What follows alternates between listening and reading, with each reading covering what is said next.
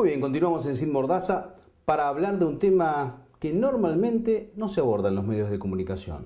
Es un proyecto que están trabajando y presentando a la discusión de la sociedad con respecto a la calidad educativa.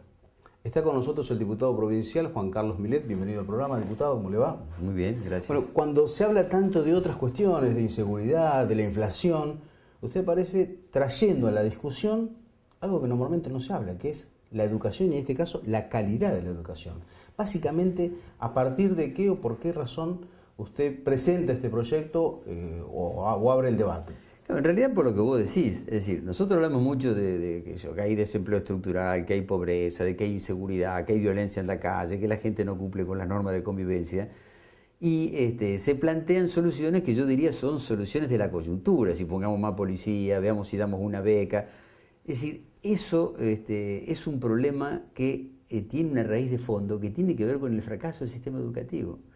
Lo que hay que entender es que precisamente todas estas cosas que nos pasan como sociedad hoy tienen que ver con que la educación, sobre todo la educación primaria y secundaria, ha ido fracasando progresivamente. No culpa de este ministro ni del anterior, hace muchos años que viene fracasando. Ahora, ¿y básicamente por qué? ¿Cuáles son los motivos por los cuales tenemos esta calidad educativa? Claro, yo siempre trato de que la gente entienda lo siguiente. Los argentinos siempre, decimos con orgullo, hemos tenido una educación espectacular. Argentina en una época en que era, de alguna manera, decíamos, la mosca blanca de América Latina. Tuvimos premios Nobel primero que ningún otro país de Latinoamérica, incluso primero que muchos países de Europa. Es decir, teníamos una educación extraordinaria. Resulta que en algún momento nos empezamos a equivocar. Antes hacíamos las cosas bien y ahora las empezamos a hacer mal. Y comparativamente hablando, hoy, ¿cómo estamos con el nivel? Yo digo esto a partir de que en algunos exámenes que se han realizado, estamos mal. Estamos muy mal. Es decir, el fracaso es en todos los niveles. En cuanto a lo que sería la educación tradicional, en ciencia, en matemática y en lengua, que todas las mediciones internacionales lo colocan por la parte de abajo de la tabla, y en la cuestión de educación de valores y en la perspectiva como sociedad de vivir mejor, más integrada, más armónica, con más seguridad, también fuimos fracasados. Ahora, ¿y qué cambió? ¿Qué pasó para ocupar ese lugar destacado a que hoy son los contenidos, la forma de enseñar? No, es quién dice qué es lo que hay que enseñar. Fíjate, nosotros... ¿Cómo es esto? Claro, porque la Argentina, nuestra tradición se caracterizó y el éxito tuvo que ver con que la educación siempre estuvo en manos de la sociedad, no de los gobiernos. Es decir, en el año 1881 en la Argentina se creó el Consejo Nacional de Educación, en donde los padres, los cooperadores, los empresarios, las iglesias se reunían, discutían los planes de estudio, la capacitación docente en tiempos de 15, 20 años hacia el futuro y ponían en marcha todo esto. Este fue el éxito de nuestra educación. Pero cuando vino Onganía, cerró el Consejo Nacional de Educación. La gente se acuerda de Onganía, que bueno, vino los bastones largos, echó gente de la universidad, sí, pero eso sí fue grave. Lo otro fue mucho peor, porque le dijo a la sociedad, usted no participa más de la discusión del futuro. A partir de este momento, en forma autoritaria, esto que resuelve toda la sociedad discutiendo a través de representantes, lo va a resolver una sola persona, que es el ministro de Educación. Y lo que pasó fue muy fácil. Es decir, en educación cuando uno se equivoca no se ve enseguida el resultado malo. Si la pega tampoco. Entonces, ¿qué es lo que ocurrió? Como los resultados se ven a los 15, 20 años, al principio la sociedad dijo, pucha, al final este ministro funciona, no hace falta el consejo, si las cosas caminan. Claro, caminaban al principio, pero con el tiempo la educación siguió por un camino y la sociedad siguió por otro. Es decir, perdió la educación la matriz de origen, que es la propia sociedad. Como es en los países desarrollados del mundo, la sociedad participa activamente en el diseño, porque en definitiva, ¿qué es la educación? La educación es lo único que anticipa el futuro. Si yo como sociedad digo, bueno, quiero que dentro de 15 o 20 años en esta provincia seamos más unidos, tengamos más seguridad, que haya menos desempleo, y yo tengo que empezar hoy a poner en marcha un plan educativo a 15, 20 años que contemple esos valores, que tenga una estrategia para ello y que no pueda estar de ninguna manera sujeto al periodo gubernamental.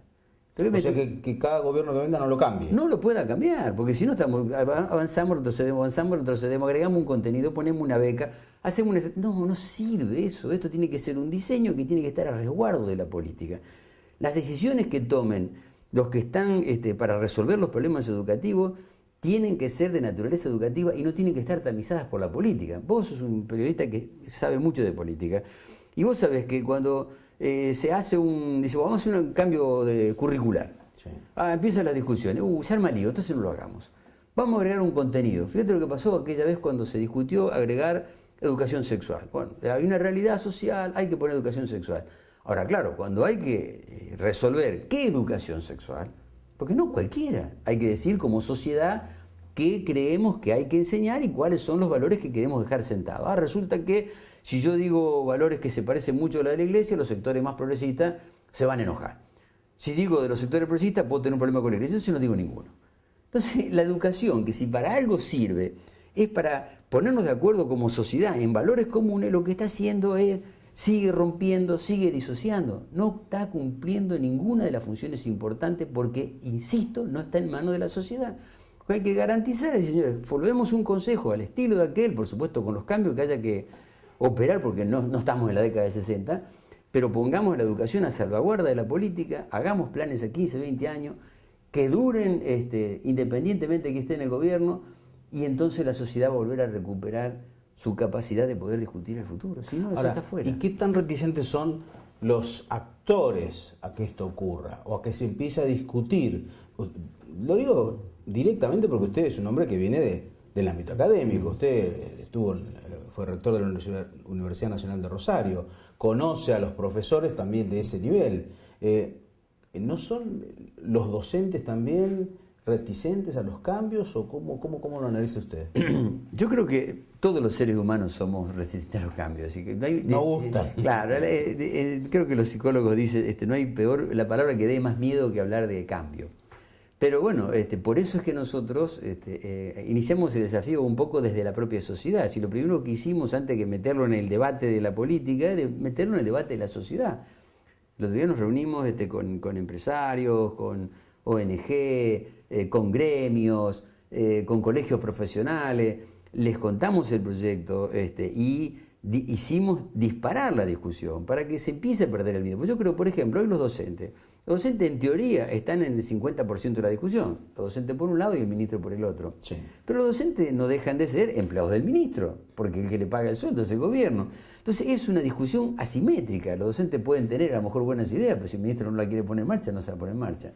Hoy, si nosotros recuperamos la educación, los docentes no van a ser el 50%, serán una participación, pero acompañado por el grueso de la sociedad, van a tener otra espalda para poder también impulsar las ideas que ellos tengan. ¿Y cómo se hace para luchar contra, a pesar de que no se dice o cuantitativamente muchas veces no se ven reflejados, tanta gente que queda excluida del sistema educativo? Que en todo caso se alienta, se la quiere buscar mediante subsidios, becas, programas o lo que sea, pero que en el fondo por ahí no les despierta ningún interés.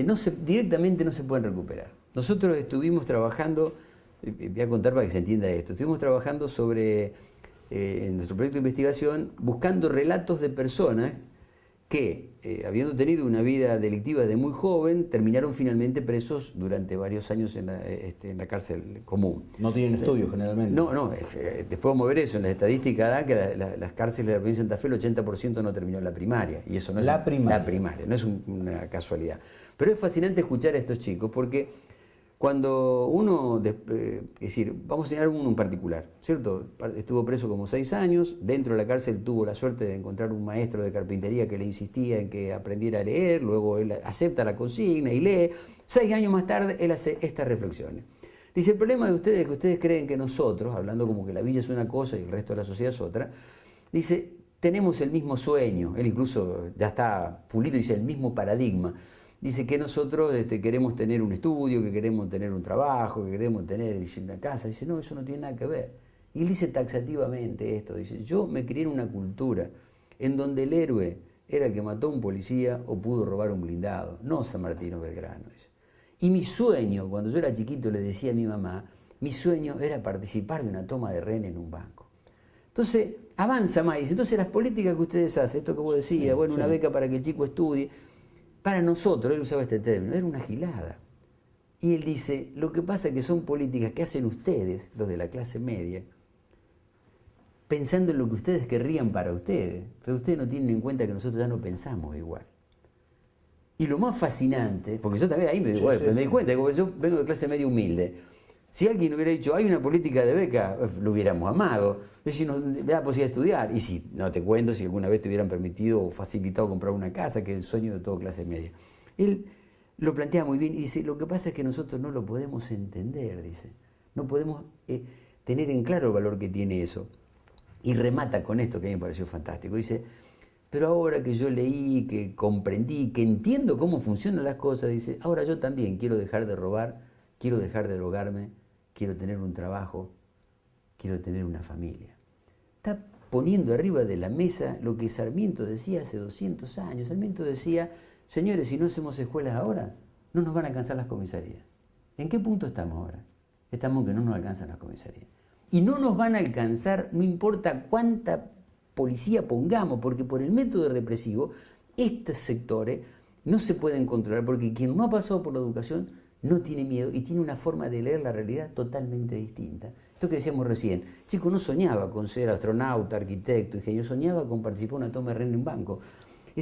Esas políticas no llegan porque no está incorporado el pensamiento de esa gente. Hoy tienen una realidad distinta y nosotros tenemos que ver la forma de meterlo en ese consejo para que nosotros, sobre la base de cómo hoy razonan, nosotros podamos hacer una estrategia que posibilite que ellos se integren. De lo contrario, con represión por un lado y una educación que no llega, nunca vamos a salir de este problema. Al contrario, dentro de 17 años, si no hacemos algo ya, no sé cómo vamos a estar viviendo. Por eso nosotros decimos, un proyecto educativo de estas características, que garantice calidad de educación para todo el mundo, no es un proyecto educativo. La gente tiene claro, un proyecto de sociedad, una sociedad más segura, una sociedad integrada, una sociedad que con valores, que es lo que hoy no tenemos y no lo vamos a resolver a los tiros. Diputado, quiero destacar algo que me llamó la atención, sobre todo en la Argentina de hoy, porque cuando vi las fotos, porque no tuve la posibilidad de estar en este debate, me llamó la atención mucho verlo a usted al lado de ustedes. Hombre del Frente Progresista, radical, verlo al lado del diputado Rubeo, peronista del Frente para la Victoria, también él hablando del mismo tema, y en este caso, un tema en común, y está sumándose también a la misma propuesta, ¿no? Sí, realmente... Yo creo que no es común porque no estamos acostumbrados. Claro, no estamos oposición acostumbrados. Y oficialismo estén juntos en un tema tan delicado y especial. Claro, yo creo que justamente lo que posibilita eso es el tema. Es decir, yo creo que hay temas que deben ser considerados política de Estado y que tienen que estar por encima de las divisiones partidarias, de las divisiones sociales, de la división religiosa, porque si algo tiene de misterioso o de positivo poder darle la educación al conjunto de la sociedad, es que ahí van a estar todos. Van a estar los más pobres y los más ricos, los que son de acá que los son de allá, los que están más formados y los que están menos formados, porque una vez que uno encuentra esa síntesis, realmente ahí puede tener una idea que nos incluya a todos. Mira, yo digo, nosotros tuvimos una historia que es tan sabia. Cuando estábamos haciendo el proyecto de investigación, encontramos, vamos a ver la primera vez que se habló de educación en América, y fue en el año 1605. Pero esto es lo extraordinario. Lo primero que hicieron los que llegaron a América, ¿sabes qué fue? Construir un cabildo. ¿Sí? ¿Por qué un cabildo? Porque uno tiene la idea del cabildo de 1810. Sí. No, hicieron un cabildo porque los cabildos ya existían en Europa. Y eran el único lugar en donde, independientemente de las diferencias sociales que tuvieran, se reunían para discutir los problemas que tenían como conjunto. Si un problema grave, había que meterse en el cabildo y todos juntos veían cómo se resolvía. Lo primero que hicieron es un cabildo para decir, bueno, acá queremos que rápidamente podamos discutir los temas más importantes. Y el tema más importante que aparece en 1605 es si había o no había que traer un maestro a América. Fíjense qué tema. Y el tema los dividió rápidamente en dos grupos. Los poderosos que decían, no, la educación está a cargo de la familia. Y los que habían venido en la bodega de los barcos decían, no, si nosotros vamos a condenar a nuestro hijo que sepa lo mismo que nosotros, no hubiéramos quedado en Europa. Gana la discusión finalmente de que hay que traer un maestro. Y al otro día el cabildo se reúne ¿para qué? Para discutir qué tenía que saber el maestro, qué podía enseñar y qué no podía enseñar. Fíjate, es el germen de un modelo educativo diseñado por la sociedad, para la sociedad. Y siguió hasta el 81, arrancó como Consejo Nacional y llegamos hasta el 66 y éramos un país que no tiene nada que ver con este. Porque los que tienen algunos años saben lo que era la década del 60 de este país. Que por supuesto en el medio se crearon las escuelas técnicas en la década del 40, que pasó la reforma, todos proyectos de la sociedad para la sociedad. Y entonces teníamos tecnología de punta a nivel agropecuario, iniciamos la industria de sustitución, iniciamos la explotación de recursos naturales. En 1947 nosotros teníamos un premio Nobel que fue Husay, premio Nobel de Fisiología, primero de toda América Latina. Esto no es casualidad. Y no miremos los delitos y lo que pasaba en la sociedad, que no tiene nada que ver. Basta con mirar los eso. programas, lo que aprendían antes en la escuela primaria. Recuerdo haber leído a José Alfredo Ferreira, un positivista que transformó la educación primaria en grandes aspectos con lo que se aprende hoy en los contenidos de la escuela primaria. Claro, porque lo que pasa es que la escuela, desgraciadamente, a partir de que queda en manos de un ministro y la sociedad va por el otro lado, no acompaña a la sociedad. Vos fíjate cosas básicas, el aparato. La televisión explota ¿cuándo? En la década del 60. Hasta antes del 60, un chico era un chico, un adulto era un adulto. Lo más chiquito aprendíamos de lo más grande. Pero cuando el televisor se metió en la casa, el chico entró en contacto con el mundo del adulto siendo muy chiquitito. Cuando fue a la escuela, al chico le siguen contando la misma historia que nos contaban a nosotros en la década del 50. Pero él sabe que hay un montón de cosas más que él conoce. Por lo tanto, ¿qué le ocurre? Se empieza a aburrir. Dice, yo ya lo sé. Le pierde el respeto al maestro. ¿Qué me está queriendo enseñar? Se empieza a pelear con el amigo. Entonces, pérdida de respeto por el maestro, pérdida de respeto por la escuela, problemas de disciplina. Todos productos del aburrimiento. Y si no, la prueba al canto, que alguno de los que nos están escuchando vaya a una conferencia que lo aburre, a los 5 minutos le empieza a molestar la silla, se quiere levantar o le quiere tirar algo a alguien. Si lo que va a escuchar lo fascina, lo sorprende, lo pone contento, puede estar horas escuchando. Claro, nosotros íbamos a la escuela antes, no sabíamos nada, cualquier cosa nos sorprendía. ¡Oh, qué bárbaro lo que aprendimos hoy! Los chicos, preguntale qué aprendió hoy. Lo más probable es que te digan que no aprendió nada. Y no es problema de los maestros, no es culpa de los maestros, no es culpa de los ministros, si queremos, es culpa del conjunto de la sociedad, que recuperamos la democracia en el 83, a las universidades les devolvimos la autonomía, el cogobierno, que hagan los planes de estudio de ellas, y a la sociedad no le devolvimos la escuela primaria y secundaria. Hay que volvérsela.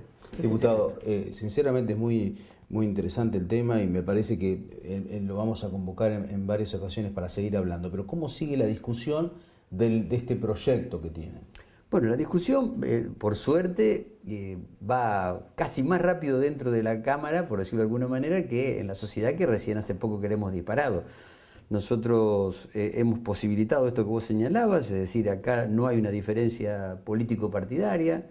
En este caso, un radical y un peronista confluimos en un proyecto que pretendemos avanzar y que sea firmado por todo el mundo.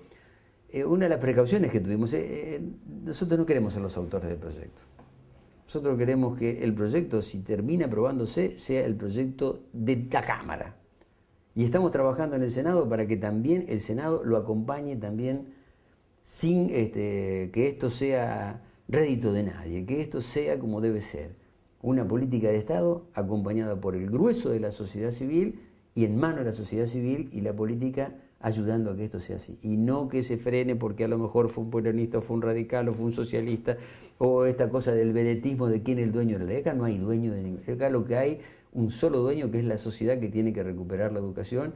Y lo que le decimos a la gente es que preste atención, porque esto está vinculado directamente a ese problema tan serio, tan terrible que tiene de la inseguridad, y está vinculado a la pobreza estructural que no se va a modificar, porque el que no sabe, evidentemente no puede tener ningún trabajo digno, y si no tiene un trabajo digno, lo único que hace es recrear otra familia pobre y otra familia pobre, y todos los problemas que eso conlleva. Es decir, este es un problema muy importante.